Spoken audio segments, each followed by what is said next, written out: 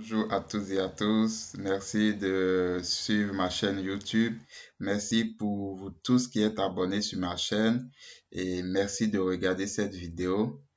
Cette vidéo fait partie d'une série de vidéos de formation sur l'analyse des prix des actions. Pour ceux qui ont commencé le début de l'aventure avec moi, j'ai d'abord commencé par faire une vidéo d'introduction à la formation. Donc, vous pouvez la retrouver dans la description de cette vidéo. Et j'ai aussi fait une deuxième vidéo pour la compréhension de la problématique business. Donc, afin d'être vraiment dans le sujet, je vous invite à regarder ces deux premières vidéos pour bien comprendre tout ce que nous allons faire. Toutefois, je vais quand même vous présenter le sommaire. Nous avons un programme hyper chargé. Je vais essayer d'aller vraiment très lentement pour vous permettre de suivre au fur et à mesure. Et je vous invite surtout à coder aussi, d'accord? D'ouvrir un notebook Jupyter ou Google Colab comme moi et de coder au fur et à mesure avec moi afin vraiment que cette formation soit une formation pratique pour vous. Et je la veux pratique parce que ce n'est pas la peine de faire de la théorie. Aujourd'hui, il faut faire beaucoup de pratique pour comprendre les choses. Donc, sans plus tarder, je vais vous présenter le sommaire. Donc là, si vous cliquez là sur Google Colab, vous avez le sommet de votre notebook. On a un programme quand même très chargé. On a commencé par la session 1 sur la compréhension de la problématique business. Je vous invite à regarder cette vidéo là. Et aujourd'hui, on va rentrer dans le vif du sujet avec le code dans Python et les diverses analyses.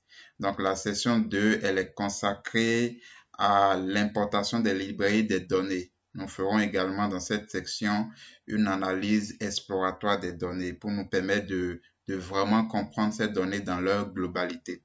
Nous aurons une session 3 qui est très dense, qui sera consacrée au rendement et au risque, le calcul de rendement et de risque. On va utiliser plusieurs façons de calculer ces paramètres très importants lorsque vous analysez la performance d'une action ou d'un portefeuille d'actions.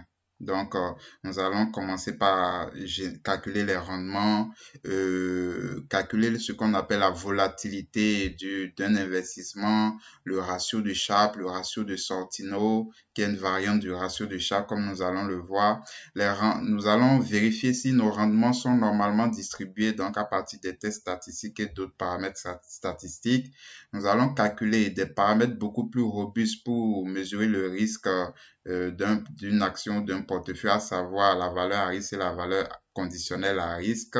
Donc, nous allons les calculer par différentes méthodes.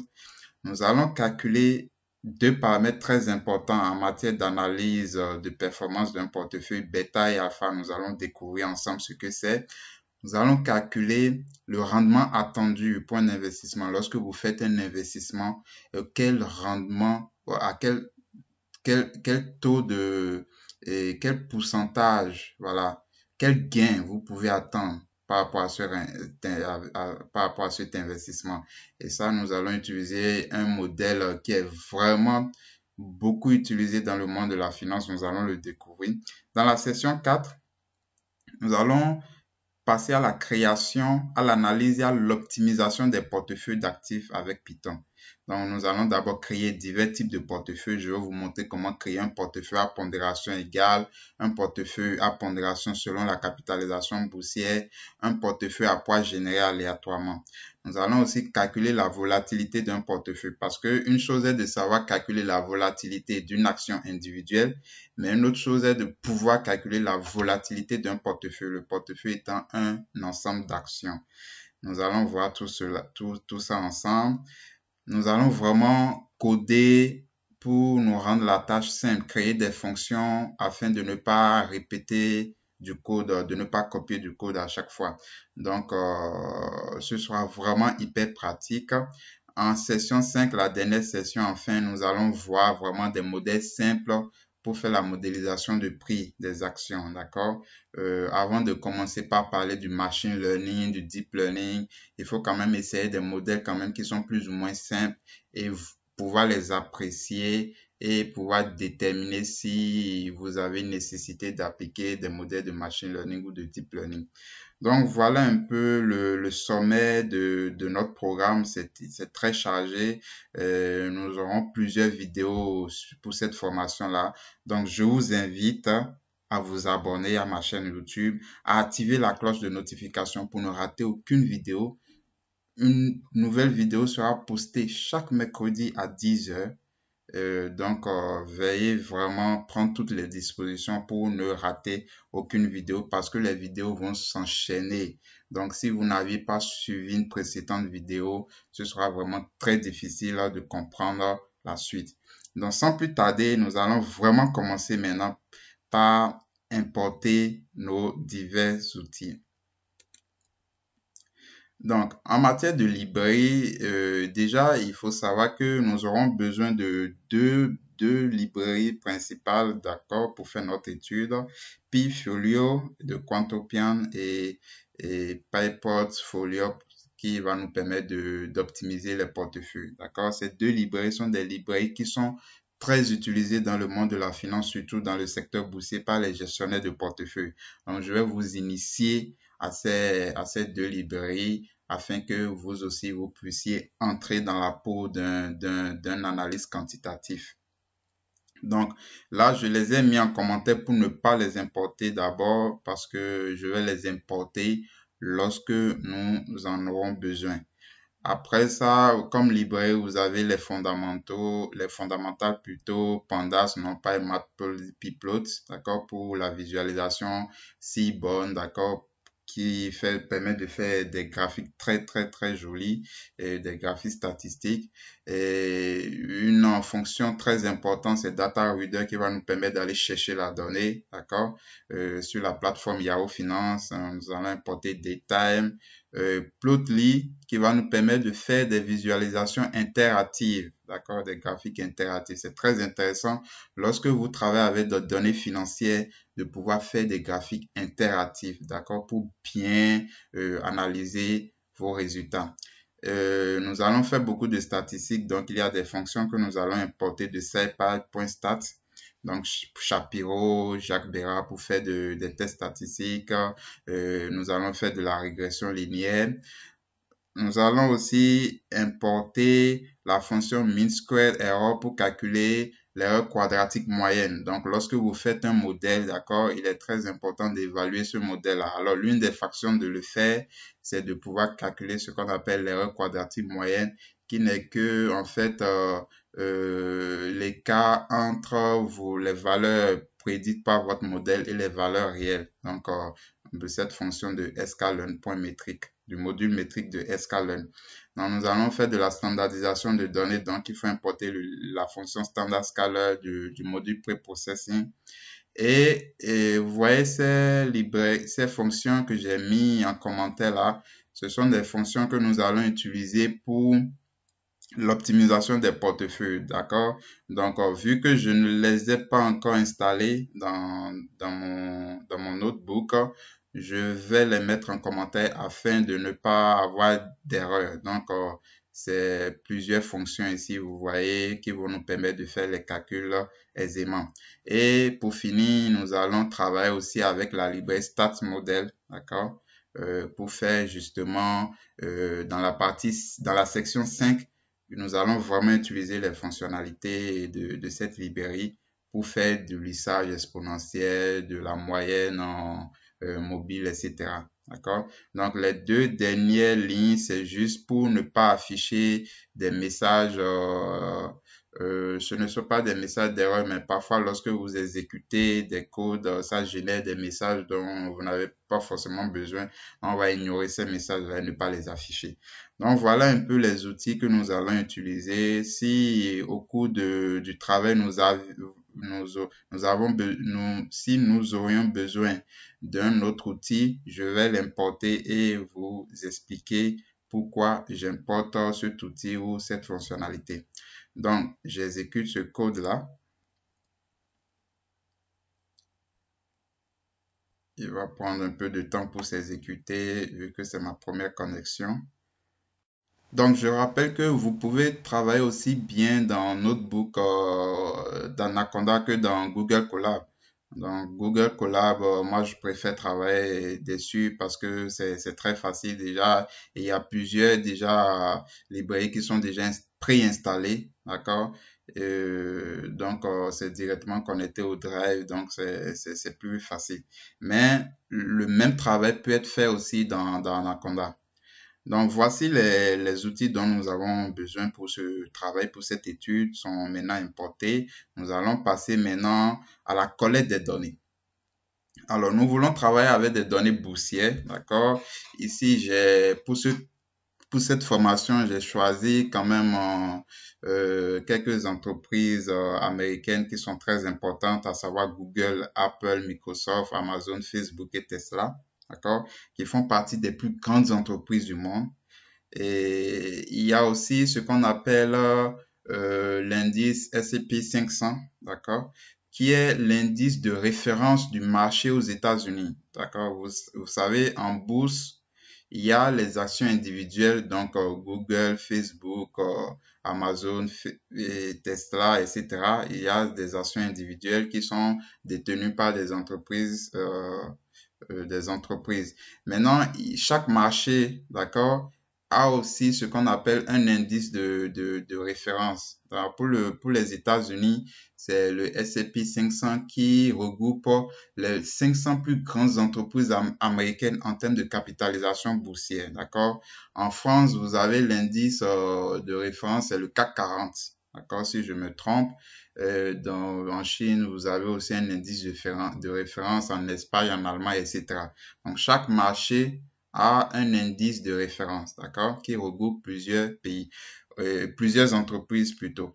Au niveau des États-Unis, vous avez aussi le Nasdaq, qui est aussi un autre indice. Vous avez le Dow Jones, mais le Dow Jones ne regroupe que 30 entreprises. Donc, vraiment par rapport au S&P 500, il n'est pas très représentatif. Donc, on choisit souvent pour les analyses, on choisit comme indice de référence le S&P 500 et c'est ce que j'ai fait aussi. Donc, ce que nous allons faire, c'est collecter ces données. Nous allons les collecter sur cette plateforme-là, Yahoo Finance, d'accord, qui va nous permettre d'accéder aux données de façon gratuite, libre et gratuite, d'accord, pour faire notre étude. Alors, pour ce faire, nous avons besoin d'une chose, de connaître les symboles pour chaque entreprise, les symboles de l'action de chaque entreprise. Par exemple, Apple est représenté par AAPL en majuscule et Facebook est représenté par FB. Donc, il s'agit de retrouver les symboles des autres entreprises. Donc, c'est le premier exercice. Donc, je tiens à rappeler que cette formation se veut véritablement pratique. Donc, il y aura des exercices au fur et à mesure qu'on évolue. Donc, je vous prie à chaque fois que j'annonce un exercice, d'accord, de mettre pause et de traiter l'exercice par vous-même, d'essayer de le faire avant de regarder la correction. Donc, vous mettez pause à la vidéo, vous essayez de traiter l'exercice et vous reprenez votre vidéo pour suivre la correction que je propose. D'accord? Comme ça, vous êtes vraiment dans une formation active et non sur des vidéos de façon passive. Donc, allez rechercher les symboles de Google, Apple, Microsoft, Amazon, Facebook et Tesla sur Yahoo Finance. C'est parti. On clique sur le lien, ça nous redirige vers Yahoo Finance. Vous voyez déjà, on a le S&P 500 sur Yahoo Finance, c'est représenté par un accent circonflexe comme ça, un chapeau JSPC. D'accord, ça c'est pour représenter le S&P 500. Donc pour Facebook, il suffit que je tape Facebook par exemple, Facebook. D'accord, attention, Facebook. Vous voyez, il me met déjà que c'est FB. D'accord? Donc, FB, vous voyez, il y a plusieurs types d'informations qui sont quand même intéressantes. D'accord? Et ce qui est vraiment intéressant aussi, c'est cet onglet-là, Historical Data. D'accord? Donc, vous avez les données historiques de l'action de Facebook. Vous pouvez choisir la période que vous voulez. Donc, mettez les dates que vous voulez, d'accord? Et par défaut, la date, le end date, c'est la date du jour, d'accord? Et sachez que aujourd'hui, je fais cette vidéo un 8 novembre, donc c'est un dimanche. Euh, les marchés ne sont pas ouverts. Les marchés boursiers ne travaillent pas le week-end, d'accord? Donc, ça veut dire vous avez en réalité les données jusqu'au vendredi, donc jusqu'au 6 novembre, d'accord? Donc, par défaut, si vous ne mettez rien, c'est la date du jour. Mais sachez que en réalité, aujourd'hui, puisque c'est un dimanche, vous aurez en réalité les données jusqu'au 6 novembre. Donc, dès que vous avez choisi la période, vous faites down et vous faites apply, d'accord? Et vous pouvez télécharger, d'accord? Je pense par défaut, c'est en CSV, d'accord? Donc, imaginez que vous voulez faire une étude pareille, comme notre étude où nous avons plusieurs actions, d'accord, plusieurs entreprises. Est-ce qu'on va se mettre à télécharger un à un comme ça? Non. Donc, nous allons trouver une méthode de le faire de façon automatique, sans même aller télécharger quoi que ce soit sur Yahoo Finance. D'accord? Donc, pour Facebook, on connaît le symbole.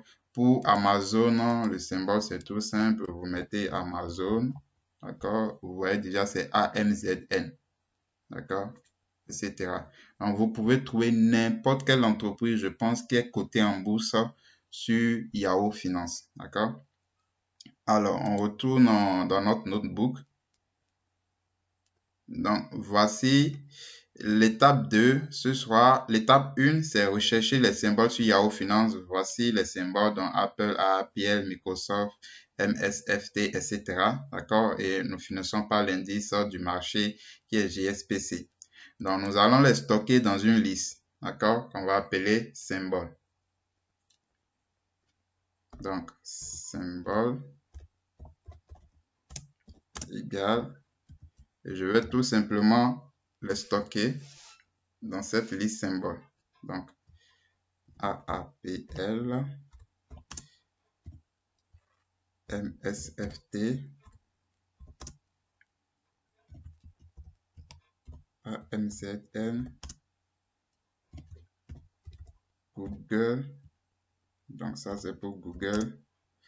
Dans la maison mère, Alphabet, FB, Tesla. Et je finis par JSPC. D'accord? Donc, si on veut, on peut afficher la liste pour être sûr. Donc, voici notre liste. Alors, dès que nous avons obtenu la liste des symboles des actions que nous voulons, nous allons maintenant importer les données. Donc, nous allons utiliser une fonction de la librairie Pandas Reader qui va nous permettre d'obtenir les données du web en les stockant directement en tant que data frame. C'est là vraiment cette fonction, elle est géniale, la fonction que nous allons utiliser. Je vais vous montrer comment l'utiliser. Elle vous permet de stocker les résultats directement sous forme de data frame, d'accord? Mais ici, vu que nous voulons importer plusieurs actions en même temps, d'accord, nous allons stocker ces data frames dans une liste en fait, d'accord, pour après les retrouver. Donc, j'ai mis ici un lien pour la librairie Pandas Data Reader qui va permettre de vous documenter sur cette fonction, déjà comment l'installer. Si vous utilisez Anaconda par exemple, c'est pip install panda data reader, et voilà comment prendre des données, d'accord, à partir de cette fonction là, de cette librairie. Donc on retourne dans notre notebook. Ici on va créer une liste vide qui va stocker la data frame des coûts de chaque entreprise, d'accord? Il va stocker les données, d'accord? Vous voyez, les données, ça se retrouve sous cette forme. Vous avez date, open, le prix d'ouverture, etc. Et c'est ce prix-là qui nous intéresse, le adjust close, le prix à la fermeture, d'accord? Nous allons créer une liste qui va stocker la data frame, une liste vide d'abord, donc data list. Donc, que nous allons remplir au fur et à mesure. Maintenant, ici, donc attention, maintenant on va enregistrer les data frames dans cette liste-là. Donc, pour enregistrer les données, c'est-à-dire les data frames de chaque action dans cette liste, nous allons utiliser un for loop, une boucle for en fait. D'accord? Donc, on fait for i in symbol. D'accord? Pour dire pour chaque action, quoi. On fait data égale, on appelle la fonction data reader. Donc, elle est là. I, d'accord? La source ici, c'est Yahoo. Il faut mettre la source, c'est Yahoo. Il y a plusieurs sources que vous pouvez avoir. Hein. On va commencer quand même à partir de 2015. D'accord? On va commencer à partir du 1er janvier 2015. Donc 2015-01, le mois et le jour. D'accord? Et je vais laisser par défaut la date d'aujourd'hui. D'accord? Je ne vais pas spécifier la date d'aujourd'hui. Donc, ça veut dire que lorsque vous ne spécifiez pas, à chaque fois que vous exécutez, si vous exécutez par exemple le lundi après la fermeture du marché, ça veut dire que vous aurez les données du lundi. Si vous exécutez le mardi, vous aurez les données pardon, si vous exécutez le lundi après la fermeture du marché, vous aurez bien entendu les données du lundi. Et si vous exécutez aussi le mardi après la fermeture du marché, vous aurez les données du mardi. Donc, le fait de ne pas spécifier, c'est pour permettre d'avoir une certaine actualisation de nos données. D'accord? Mais si vous voulez vraiment faire une étude de façon précise sur une période donnée, par exemple, on pourrait choisir d'étudier la période de la crise financière mondiale de 2008 là, donc choisir une période, par exemple 2000 à 2008, là, on choisirait vraiment une date de fin, d'accord? Mais là, moi, je veux une certaine actualisation du travail, donc je ne vais pas choisir cela. Attention, ici, c'est bien Data Reader. Data Reader. Donc, après ça, on va créer à chaque fois une colonne symbole, d'accord, qui en fait sera égale dans toutes les lignes au symbole de l'action, d'accord, afin de pouvoir faire la différence. Et pour finir, on va enregistrer dans la liste précédemment créée. Donc, data list avec un point append, d'accord, data, tout simplement. Et là, on peut afficher data list.